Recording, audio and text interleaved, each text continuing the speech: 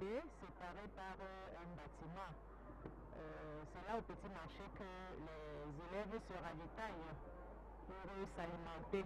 Il a fallu bien qu'il soit un peu reculé de la cour de récréation pour permettre aux élèves de s'alimenter et revenir dans la cour de récréation pour éviter aussi l'abandonnement.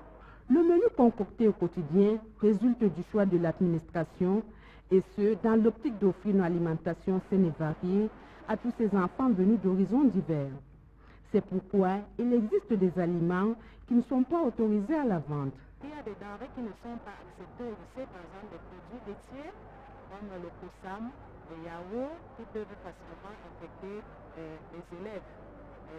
Les pop-corn, on n'accepte pas. Donc nous vérifions les produits que vous présentez avant.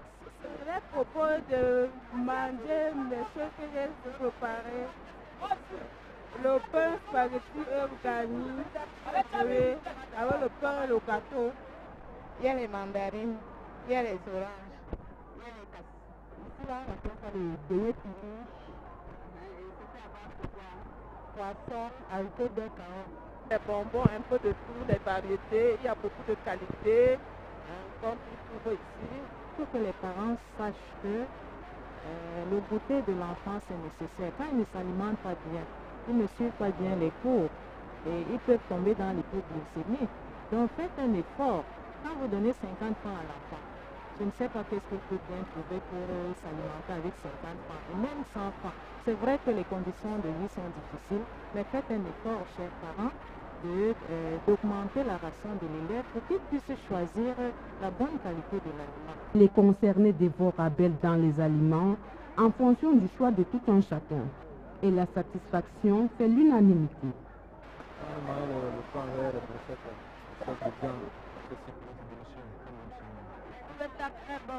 Nous avons cette possibilité de manger comme au quartier et au restaurant.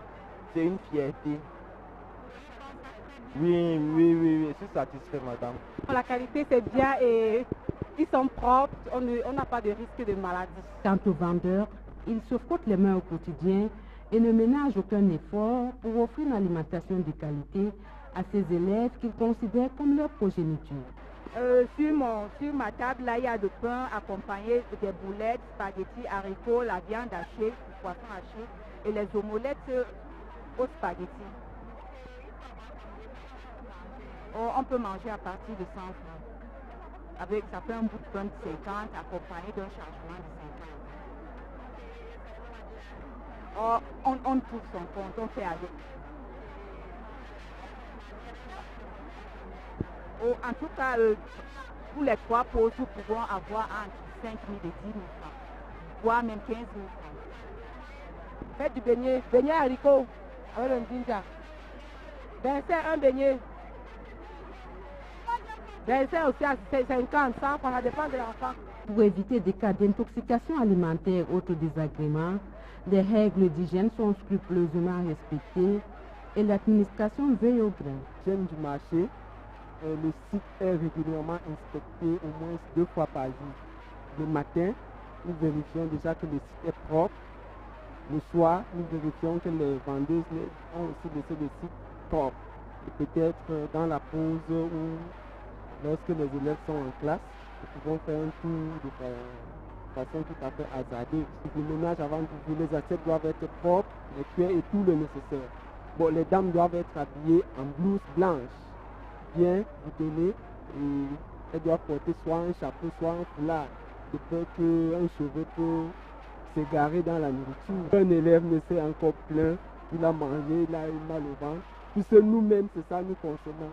Les enseignants, les surveillants, les censeurs, nous aussi nous ravitaillons là.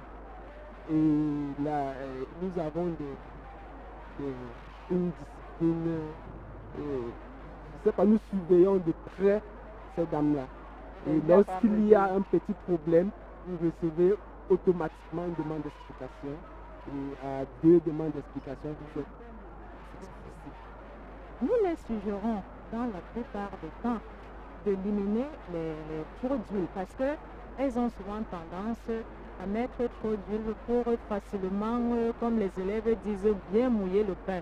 Et dans ces conditions, on leur dit non, ne mettez pas trop d'huile. Ce n'est pas la quantité d'huile qui fait la ration, qui est la grande quantité de lipides qui est importante dans la ration de l'élève.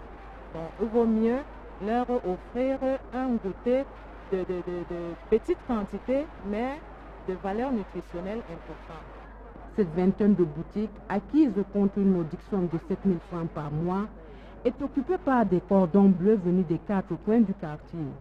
Et les critères de sélection des uns et des autres sont bien définis par l'administration. Pour sélectionner les vendeuses, ce n'est pas un fait de hasard. Déjà la présentation physique, accompagnée d'un dossier. Dans le dossier médical, il y a un certificat médical signé exclusivement par le médecin des inspections médico-scolaires. Si le certificat médical est signé par un autre médecin, nous n'acceptons pas. Et le médecin des inspections médico-scolaires sait très bien qu'il a l'obligation de bien vérifier si les personnes sont aptes à vendre. Et en plus, il y a l'enquête qu'on fait autour du lycée parce que dans la plupart des cas, ces femmes sont les riverains du lycée. Donc, nous avons en premier lieu votre carte d'identité, votre présentation physique et votre certificat médical. En plus, votre certificat de domicile, c'est tout ça qui nous permet de sélectionner. En plus de ça, nous vérifions la fiche que vous présentez pour indiquer les denrées à vendre. Ainsi se présentent les clichés de la cantine du lycée de Biémassi avec des fortunes diverses pour les uns et les autres. Merci de nous retrouver sur ce plateau, de poursuivre cette aventure avec nous. Ça se passe sur la CRTV et exceptionnellement, nous avons eu l'autorisation d'être là parce que normalement, nous ne devions pas être dans cet environnement. Mais vous savez, c'est un exercice tout particulier aujourd'hui avec le commandant de troupes qui est justement en train de donner des instructions fermes. Et je pense que nous aurons l'opportunité également de permettre aux téléspectateurs de comprendre ce qui se passe ici. Mais bon, il faut dire qu'on s'apprête justement à assister à la cérémonie de levée des couleurs parce que de l'autre côté, justement, il y a d'autres élèves du lycée de Biémassi qui sont rassemblés. Voilà, et puis la cérémonie de levée de couleurs se passera ici même avec le vert ou jaune, avec cette étoile dorée sur la bande rouge qui est déjà positionnée, comme vous le savez. C'est la fierté, c'est le symbole d'un pays uni, fier d'être là. Et alors, je dois aussi... Allez-y, hein. Allez-y, il n'y a pas de problème. Moi, je peux aussi... Voilà. Merci. Alors, toujours féroce, ça c'est très important. Ambiance d'établissement scolaire. Et nous allons retrouver deux de nos invités qui sont là dans le cadre du Centre national de réhabilitation des personnes handicapées. Monsieur Jacques Lagrasse Bessala, qui est le responsable de la communication. Bonjour. Bonjour, Yaïbo. Monsieur Jean-Thomas Taboué Chouaquette, c'est ça? Oui. Voilà. Vous êtes chef du département de l'apprentissage et de la formation. Comment allez-vous aujourd'hui? Je vais bien. Et qu'est-ce que ça vous fait de vous retrouver dans cet environnement du lycée? C'est un environnement de départ pour ceux qui deviennent professionnels comme nous. Oui. On passe par le premier, ensuite le secondaire. On se trouve finalement dans un milieu de formation professionnelle pour devenir, comme vous, journaliste ou autre chose. Voilà. Allez, merci à ma co-présentatrice Claire, à qui je laisse le soin de s'entretenir avec vous, surtout pour les premières questions. Bonjour à vous. Bonjour. En fait, j'aurais une question. Quand on parle de centre de réhabilitation des handicapés, qu'entend-on par réhabilitation? Merci. Le Centre national de réhabilitation des personnes handicapées, c'est un centre où on prend en charge la personne handicapée, la personne en situation de handicap, que ça, c'est diverses formes, polyhandicap ou handicap orienté, ça peut être le handicap moteur, psychomoteur, ça peut être le handicap purement physique, ça peut être le handicap fonctionnel, sensoriel, auditif, bref. Nous accueillons les personnes en situation de handicap et sur trois orientations. La prise en charge sociale, psychosociale, la prise en charge au départ médico-sanitaire des personnes handicapées et aussi la formation et l'apprentissage. Pour ce qui c'est peut-être important de dire ce que c'est la prise en charge médico-sanitaire. Qu'est-ce qu'on fait des personnes affectées par le handicap, quel que soit le handicap aujourd'hui? Nous les accueillons d'abord à travers des consultations médicales et aussi on peut les orienter vers des consultations spécialisées, voir un orthopédiste, voir un pédiatre, un neurologue, voir un médecin ORL pour évaluer et voir qu'est-ce qu'il faut faire. Et justement, à ce niveau-là, vous avez dû vous rendre compte que nous faisons dans la réhabilitation, c'est-à-dire la rééducation fonctionnelle polyvalente à travers les méthodes multiples de rééducation. On rééduque le corps, on rééduque la motricité, on va dire qu'on tout le rééduque système. l'esprit même. Et même l'esprit, justement, au niveau de l'accompagnement psychosocial. Voilà. Monsieur Taboué, avec vous, hein, vous êtes là pour nous parler des offres de formation parce qu'il y a une rentrée qui est annoncée. Alors, est-ce qu'on peut avoir les offres de formation? Disons qu'au CRDPH, pour le moment, nous avons 7 filières de formation. Oui. On a le couture ESF, on a l'informatique, on a les arts graphiques qui renvoient à la sérigraphie et la peinture artistique. On a les arts graphiques d'usage, on a la mécanique, on a la menuiserie métallique, bois et bénisterie, la menuiserie métallique, la cordonnerie. Cet ensemble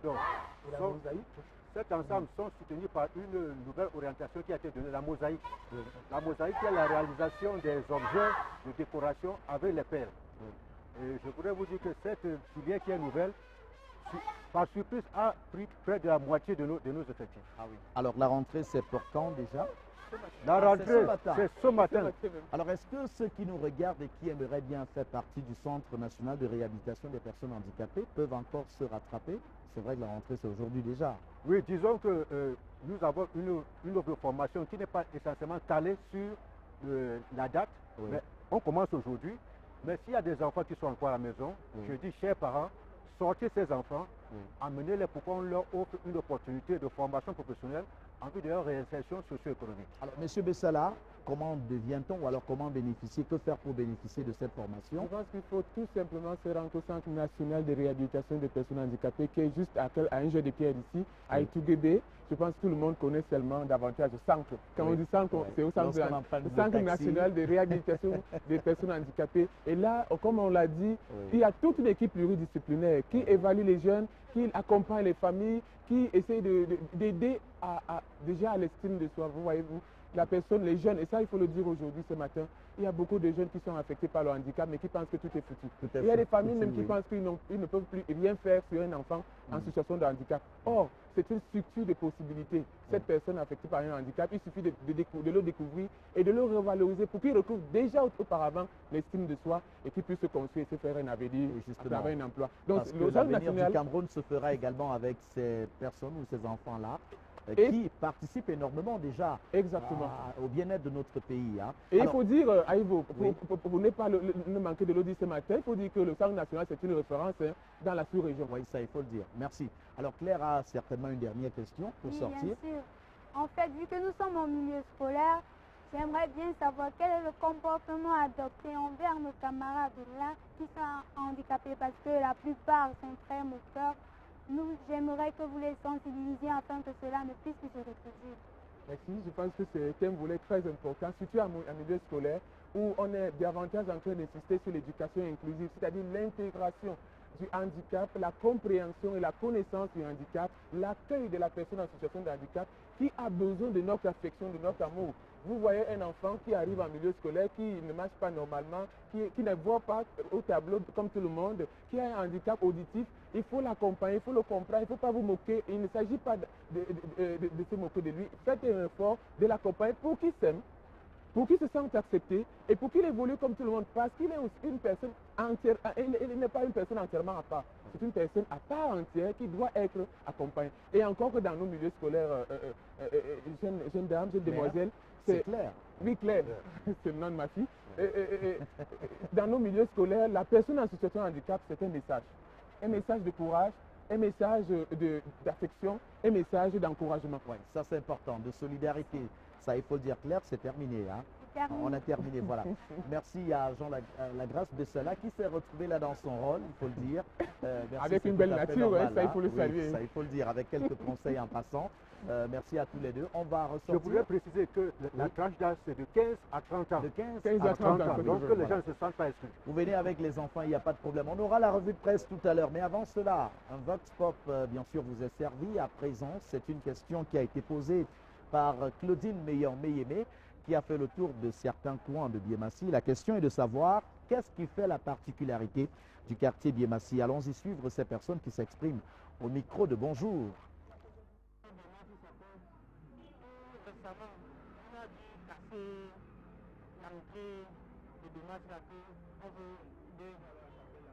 Pour aller à la chapelle, la base du c'est que il y a tout le monde. Quand je suis encore nouvelle dans le quartier, je ne saurais pas vous dire. C'est qu'on peut quand même réclamer qu'on nous laisse l'eau, l'électricité, comme d'habitude, parce que c'est la rentrée et les enfants doivent étudier normalement. Oh, il y a tout qui est bien. Il y a tout qui est bien ici. Nous, on n'a aucun problème. Non, vraiment, c'est très calme. The better is it's calm and peaceful, and it is clean, and the inhabitants are very hospitable. At least as far as the security problem is concerned, I think it is not bad. So I can say that the quarter is calm and enjoyable.